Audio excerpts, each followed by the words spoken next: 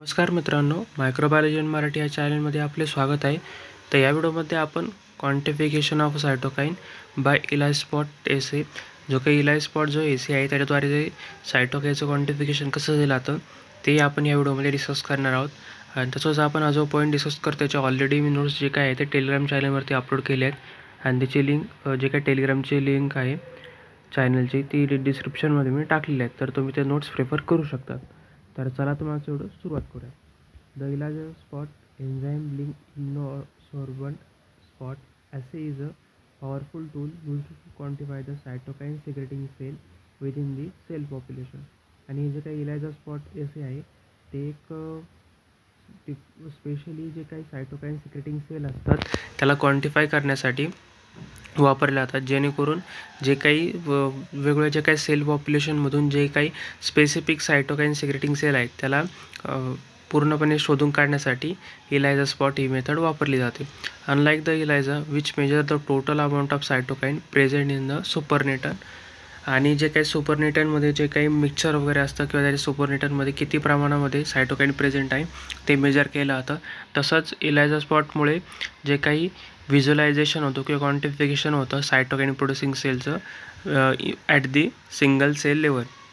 Single cell लेवलला जे काही सायटोकाईन प्रोड्युसिंग सेल असतात इंडिव्हिज्युअल किंवा जे काही कंबाईन झालेले त्याचं व्हिज्युअलायझेशन आणि क्वांटिफिकेशन करण्यासाठी जे काही इलायझा स्पॉट एसे जो आहे तो वापरला जातो. तर आता ते त्याचं पूर्ण प्रोसिजर कशी आहे ते आता आपण पाहूयात. पहिल्यांदा काय केलं जातं, कॅप्चर अँटीबॉडी कोटिंग. तर याच्यामध्ये काय केलं जातं, the bottom of the 96 well plate is coated with the antibody specific for the cytokine of interest. तर याच्यामध्ये जे काही 96 वेल प्लेट आहे ती वापरली जाते. तर ती पूर्ण कोटेड केली जाते अँटीबॉडीज थ्रू. जे काही स्पेसिफिक अँटीबॉडी असतात जे की सायटोकाईनचे इंटरेस्टेड असतात त्याला त्याच्यावरती त्या वेल प्लेटवरती त्याच्या कोटेड केल्या जातात स्पेसिफिक अँटीबॉडी. दुसऱ्या ह्याच्यात काय केलं जातं, cell stimulation. The cell peripheral blood mononuclear cell are the most commonly used are added to the well and stimulated with than antigen or mitogen to induce the cytokine secretion. जे काही peripheral blood mononuclear जे cell असतात त्या common याच्यात use केल्या जातात, जेणेकरून त्या वेलमध्ये ॲड केल्या जातात आणि तसंच त्या अँटीजन किंवा मायटोजनसोबत स्टिम्युलेट केल्या जातात to induce the cytokine secretion. तर ह्या सेल स्टिम्युलेट केल्या जातात अँटीजनसोबत, जेणेकरून त्या पुढे जाऊन सायटोकाईन सिक्रेशन करायला मदत करतील. आणि नंतर मग तिसरं जे काही स्टेप आहे त्याच्यामध्ये काय केलं जातं, secretly cytokine are capture by the immobilized antibody in the immediate vicinity of the secreting cell forming a localized immunocomplex. तर याच्यामध्ये काय होतं, जे काही सायटोकाईन आहे ते सिक्रेट करतात आणि जसं ते कॅप्चर करतात जे काही इमोबलाइज अँटीबॉडी त्याच्यावर ऑलरेडी आपण कोटेड केले आहेत त्याला इमोबलाइज केल्यानंतर ते जे काही सेल असतील त्या सिक्रेट करायला चालू होतात सायटोकाईनला आणि तिथे एक लोकलाइज इम्युनोकॉम्प्लेक्स फॉर्मेशन होतं. म्हणजे कसं, आधी ऑलरेडी त्याच्यावरती अँटीबॉडी प्रेझेंट आहे स्पेसिफिक अँटीबॉडी, जेणेकरून जे काही सायटोकाईनच्या इंटरेस्टमध्ये आहेत. तसंच त्याच्यानंतर जे काही सेल असतील त्या वेलमध्ये टाकल्या जातात, जेणेकरून ते आधी स्टिम्युलेट केले जातात अँटीजनसोबत to induce the cytokine secretion. आणि नंतर मग ह्या जे काही अँटीबॉडीज असतील त्या पूर्णपणे तिथे जे काही सायटोकाईन सिक्रेशन तिथं व्हायला चालू होतं आणि तिथे एक इम्युनो कॉम्प्लेक्स तयार होतं, लोकलाइज इम्युनो कॉम्प्लेक्स, आणि ते सायटोकाईन त्याला म्हटलं जातं सायटोकाईन कॉम्प्लेक्स. तर त्याच्यानंतर चौथा मेन स्टेप आहे डिटेक्शन अँटीबॉडी इन्क्युबेशन. आणि नंतर मग काय केलं जातं, जे काही सेल वगैरे असतील, जे काही अनबाउंड सेल असतील ज्या बाइंड झालेल्या नाही आहेत, म्हणजे त्याच्यासोबत जे काही अँटीजन हे स्टिम्युलेट करून आपण त्या प्लेटमध्ये टाकलेले, ज्या काही अनबाउंड सेल असतील त्या वॉश केल्या जातात. आणि वॉश केल्यानंतर a detection antibody specific for a different epitope on the same cytokine molecule is added. आणि त्याच्यासाठी डिटेक्शन करण्यासाठी अँटीबॉडीचं त्याच्यावरती स्पेसिफिक डिफरंट टाईपचे जे काही इपिटोप्स असतात ते टाकले जातात on the same cytokine molecule is added. आणि जे काही सेम सायटोकाईन जे काही मॉलिक्यूल त्याच्यात ॲड केलेले असतात त्यासोबतच जे काही डिटेक्शन करण्यासाठी वेगवेगळ्या specific antibody for different epitope हे त्याच्यामध्ये ॲड केले जातात. त्याच्यानंतर पाचवी मेन स्टेप आहे एन्झाईम ॲम्प्लिफिकेशन. आणि ज्यावेळेस an enzyme link to the, ज्यावेळेस आपण जे सेकंडरी जे काही स्पेसिफिक आणि तसंच डिफरंट एपिटोप असलेले जे काही अँटीबॉडी त्यात ॲड करतो आहे ते ॲड केल्यानंतर त्याला आपण सेकंडरी अँटीबॉडी म्हणतो. ज्यावेळेस ते ॲड केल्यानंतर ते पूर्णपणे त्या ज्या डिटेक्शन अँटीबॉडी त्याला जाऊन बाइंड होतात. बाइंड झाल्यानंतर finally a substrate is introduce that the enzyme cleave the resulting in the colour precipitate or a spot at the location of the cytokine secreting cell. आणि तिथे एक सबस्ट्रेट फॉर्म होतं, जेणेकरून जे काही ते इंट्रोड्यूस करतात त्या एन्झाईम जो काही तिथं जे काही कॉम्प्लेक्स फॉर्मेशन झाले ते एन्झाईमला डायरेक्ट क्लीव करतात. क्लीव केल्यानंतर तिथे एक कलर प्रेसिपिटेट फॉर्म होतो किंवा स्पॉट फॉर्म होतो, जेणेकरून जे सायटोकाईन सिक्रेटिंग सेल असतात ते डायरेक्ट आपल्याला दिसतात आणि ते लोकेशन त्याचं समजतं. 6वी मेन स्टेप आहे quantification. The number of a spot form in directly proportional to the number of a cytokine producing cell within the sample. आणि ज्या सॅम्पलमध्ये किंवा ज्या ठिकाणी जे काही स्पॉट दिसत आहे, जे काही प्रेसिपिटेट दिसत आहे ते कलरचे, तर ते समजायचं की तिथं सायटोकाईन प्रोड्युसिंग सेल ह्या सॅम्पलमधून प्रेझेंट आहेत. Spot can be counted manually under the microscope or using the automated image analysis system. आणि जे काही स्पॉट्स असतील ते मॅन्युअली मायक्रोस्कोपिकली आपण ते एक्झामाइन करायचे किंवा जे काही ऑटोमॅटेड इमेज ॲनालिसिस आहे त्याच्याद्वारे जे काही स्पॉट आहे ते आपण ॲनालिसिस करायचं.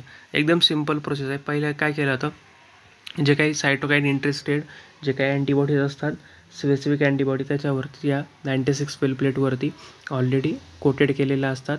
त्याच्यामध्ये जे काही सेल असतील पेरिफेरल मोनोन्यूक्लिअर जे काही सेल आहेत त्याच्यासोबत जे काही अँटीजन आहे त्याच्यात ते स्टिम्युलेट केलं जातं आणि त्या वेलमध्ये पोर केलं जातं. पोर केल्यानंतर त्याच्यामध्ये जे काही सायटोकाईनचं प्रोडक्शन आहे किंवा त्याच्यात एक इम्युनो कॉम्प्लेक्स फॉर्मेशन होतं. इम्युनो कॉम्प्लेक्स फॉर्मेशन झाल्यानंतर जे काही अनवॉन्ट जे काही सेल असतील त्याला वॉश आउट केलं जातं आणि त्याच्यावरती परत जे काही सेकंडरी अँटीबॉडी स्पेसिफिक इपिटोप असलेल्या जे काही अँटीबॉडीज आहे ते त्याच्यावरती ॲड केल्या जातात आणि त्यालाच सेकंडरी अँटीबॉडीसुद्धा म्हटलं जातं. ते ॲड केल्यानंतर त्याच्यावरती काय होतं, as a substrate enzyme complex इथं फॉर्मेशन होतं आणि जे काही एन्झाईम असेल ते क्ल्यू होतात आणि तिथे एक कलर प्रिसिपिटेट फॉर्म होतं आणि त्याला आपण स्पॉट म्हणतो. आणि जे काही स्पॉट असते नंबर ऑफ स्पॉट म्हणजेच जे काही number of cytokine producing sale. तर हे पूर्ण त्याची प्रोसेस आहे. आणि नंतर ते मॅन्युअलीसुद्धा आपण जे काही स्पॉट्स आहे ते मायक्रोस्कोपिकली किंवा ऑटोमॅटेड इमेज ॲनालिसिस सिस्टीम आहे त्याच्याद्वारे ते आपण ॲनालिसिस करायचं. ही पूर्ण प्रोसेस झाली एलायझा स्पॉट एसएची, जेणेकरून सायटोकाईन सिक्रेटिंग सेल आहे त्याचं आपण क्वांटिफिकेशन करू शकू. तर आता आपण त्याचे ॲडव्हान्टेजेस पाहूयात. पहिलं आहे increase sensitivity. The ELISA spot can detect the even the rare cytokine producing cell due to the amplification provide the enzyme link secondary antibody system.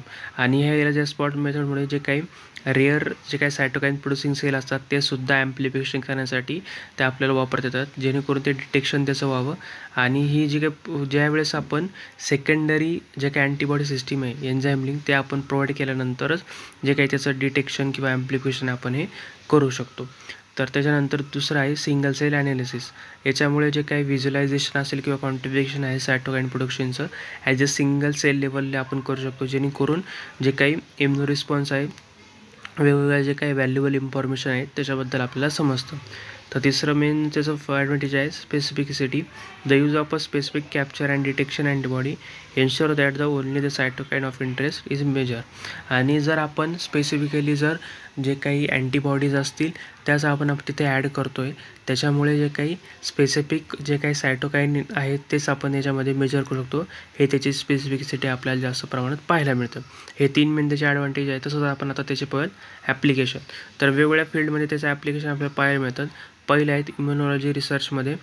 तर पहिल्यांदा काय, जेणेकरून जे काही टी सेल रिस्पॉन्स आहे antigen specific T cell response आहे त्याचा आपण स्टडी करू शकतो. ते जेणेकरून त्याच्यामध्ये वॅक्सिन डेव्हलपमेंटमध्ये तसंच इम्युनो फंक्शनमध्ये जे एखाद्या पेशंटला जर इन्फेक्शन वगैरे झालं असेल किंवा डिसीज झाला असेल तसंच त्याला ऑटो इम्युनो डिसऑर्डर असेल तर त्याच्या अगेन्स्ट आपण हे मॉनिटरिंग करण्यासाठी हे जे काही एलायझा स्पॉटची जी काही मेथड आहे ती आपण वापरू शकतो.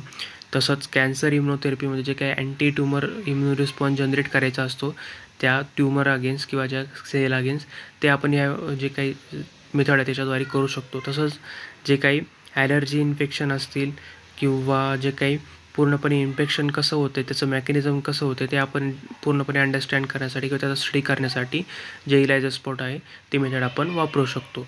तर या व्हिडिओमध्ये आपण एलायझा स्पॉट जी काही मेथड आहे त्याच्याद्वारे कसं सायटोकाईनचं क्वांटिफिकेशन होतं ते आपण डिस्कस केलं. जर तुम्हाला माझा व्हिडिओ इन्फॉर्मेटिव्ह वाटला असेल नक्की व्हिडिओला लाईक करा आणि चॅनल सबस्क्राईब करायला विसरू नका. चला भेटूया पुढच्या व्हिडिओमध्ये.